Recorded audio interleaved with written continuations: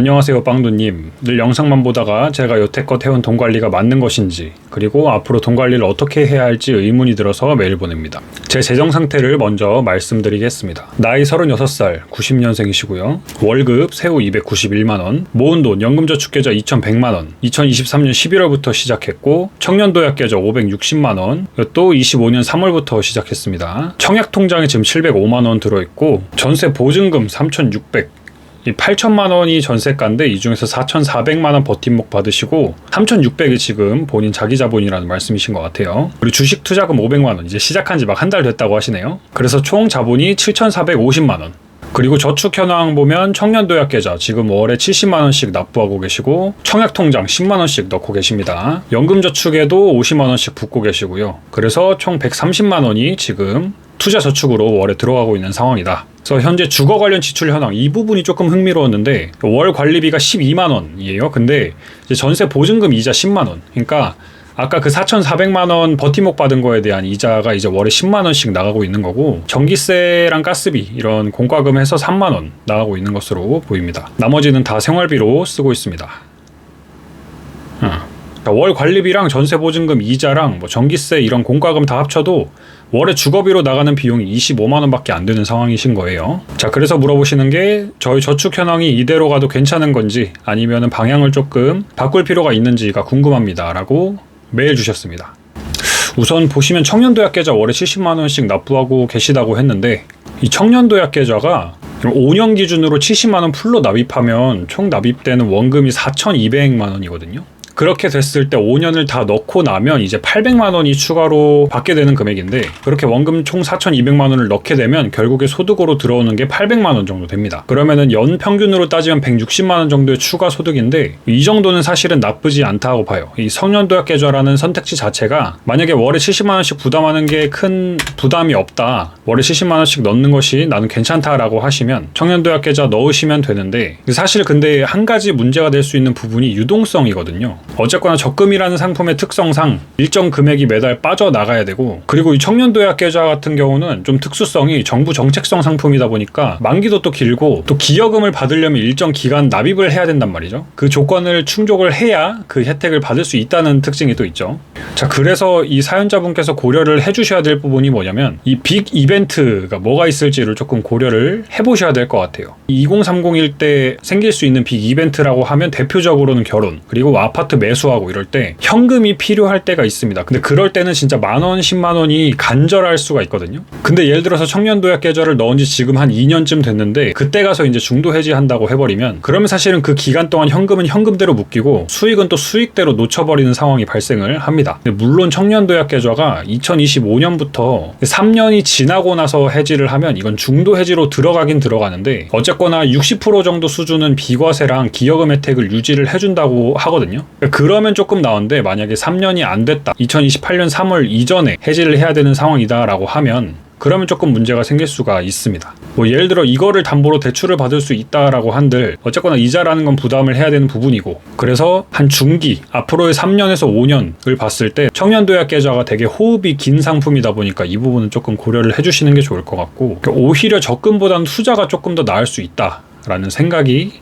듭니다. 근데 만약에 그런 게 아니라 70만원을 납입하는 것 자체가 큰 부담이 없고, 내가 청년도약계좌에 넣는 돈이 앞으로 최소 3년 아니면 5년간 월에 최소 40만원 뭐 아니면 70만원을 꾸준히 납입을 할 수 있다라고 하면 선택지의 매력도 자체는 괜찮다고 생각을 합니다. 자, 그리고 짚고 넘어가야 될 부분이 이 연금저축 부분인데, 월에 50만원씩 납부를 하고 계신다고 했거든요. 근데 50만원이라고 하면 1년이면 600만원. 이게 제가 봤을 때 연금저축 세액공제 한도 맞추려고 지금 600만원 넣어두신 게 아닐까라는 생각이 드는데, 그러면은 무조건 연에 600만원 납입을 하는 게 좋으냐? 물론 연금저축이 좋은 게 여러분들 다 아시겠지만, 연금저축 세액공제 혜택을 받으시고 나중에 피치 못할 사정으로 중도에 인출을 하게 되시면 세액공제 혜택을 받은 부분에 대해서는 여러분들이 뱉어야 돼요. 뱉어야 되는데, 그렇지 않고 비과세 재원으로 납입된 부분, 그러니까 세액공제 혜택이랑은 무관했던 납입분은 여러분들이 빼고 싶으시면 뺄 수가 있거든요. 그래서 50만 원을 넣는 것 자체는 큰 문제는 없어 보이는데, 근데 개인적으로는 납입 금액을 조금은 줄이셔도 괜찮지 않을까 하는 생각입니다. 왜냐면 이거 어차피 세액공제 혜택을 받으시려고 하는데 지금 월급이 세후 291만 원이면 소득세로 나가는 금액 자체가 1년에 다 합쳐도 뭐 100만 원 정도 내외가 될 것 같은데, 근데 지금 600만 원을 1년에 채우시면 세액공제 받으실 수 있는 혜택이 99만 원이에요.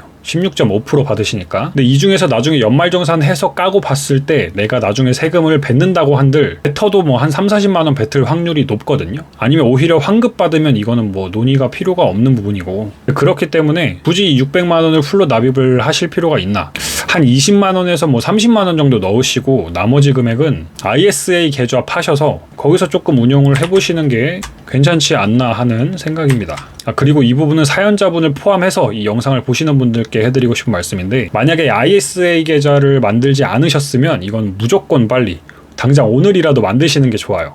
왜냐면 ISA 계좌라는 게 절세 계좌인데 이게 최소 가입 기간 3년을 채워야 되는 부분이 있거든요. 근데 이거는 여러분들이 가입을 한 그 시점부터 기산이 되는 거여서, 가입을 하고 실질적으로 내가 그 계좌를 운용을 하지 않는다고 하더라도 기간은 카운트가 돼요. 그렇기 때문에 또 만기가 되면 나중에 연금 쪽 계좌로 넘기면서 세액공제 혜택을 받을 수 있는 그런 것도 있으니까 우선은 쓰지 않더라도 무조건 빨리 만드시는 게 좋고, 그리고 사실은 ISA 계좌를 활용을 하시는 게 지금으로서는 좋습니다. 부담이 없으시면 연금저축 계좌 600만 원 다 넣으시는 거 좋아요. 좋은데 지금 저축하고 투자하는 금액의 한 40% 정도 비중은 연금저축에 매달 넣고 있다는 건데, 실질적으로 받으실 수 있는 세액공제 혜택이 그렇게 체감이 크지는 않을 수가 있어서 사연자분 같은 경우에는 ISA 계좌를 하나 빨리 만드셔서 거기에서 투자를 운용을 해보시는 게 좋을 것 같습니다. 모은 돈 보시면 주식 투자금 500만 원이라고 하셨는데 이제 시작한 지 한 달 되신 것 같아요. 근데 이게 ISA 계좌로 지금 투자를 하고 계신지 뭐 아니면 위탁 계좌로 직투를 하고 계신지는 잘 모르겠는데,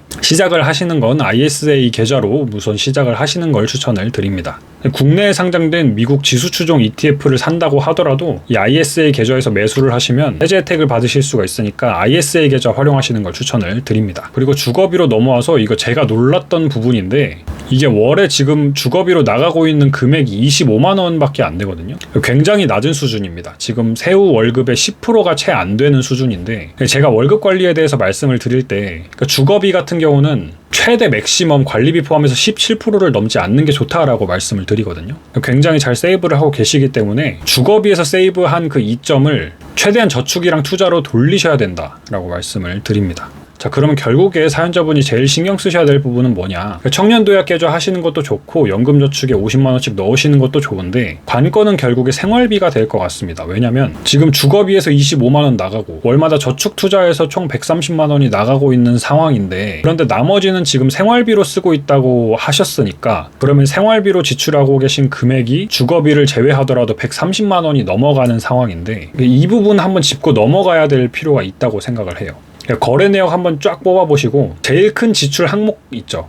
그러니까 예를 들어 내가 식비에 한 달에 제일 많이 쓴다 라고 하면 그 항목을 80%로 우선 줄여보는 것부터 시작을 해보시고요. 그리고 저축률이 지금 44.6% 정도 되는데 이 저축률을 60%까지는 늘리시는 거를 추천을 드립니다. 그렇게 하더라도 주거비가 지금 많이 세이브가 되고 있는 부분이어서, 사실 결혼을 하지 않았다는 가정하에 혼자 생활하신다면은 생활비로 쓰시는 데는 크게 모자람은 없을 것 같거든요. 제가 사연자분의 나머지 상황을 정확히 파악을 하고 있진 못하지만 그 정도 생활비로 한 달을 생활을 하시는 건 크게 문제는 없어 보입니다. 그래서 지금 우선은 청년 도약 계좌를 얼마 하고 뭐 연금저축을 어떻게 건드리고 이런 것보다는 주식 투자 공부를 조금 더 하시고 저축률을 최대한으로 끌어올리는 게 급선무일 것 같다는 생각이 들어요. 자산관리 잘 하고 계신 것으로 보이고, 그러니까 다만 제가 드리고 싶은 말씀은 세이브할 수 있는 부분은 조금 더 세이브를 해보자 라는 말씀을 드립니다. 이게 저축률을 44%에서 60%로 늘리게 되면 그러면 벌써 한 달에 40만 원 이상 차이가 나는 건데, 이게 이 돈으로 매달 투자를 하면 나중에 굉장히 큰 돈으로 불어나거든요. 메일 뒷부분에 부동산에도 지금 관심이 있으시다고 말씀을 해주셨는데, 저한테 메일 한 번 더 주시면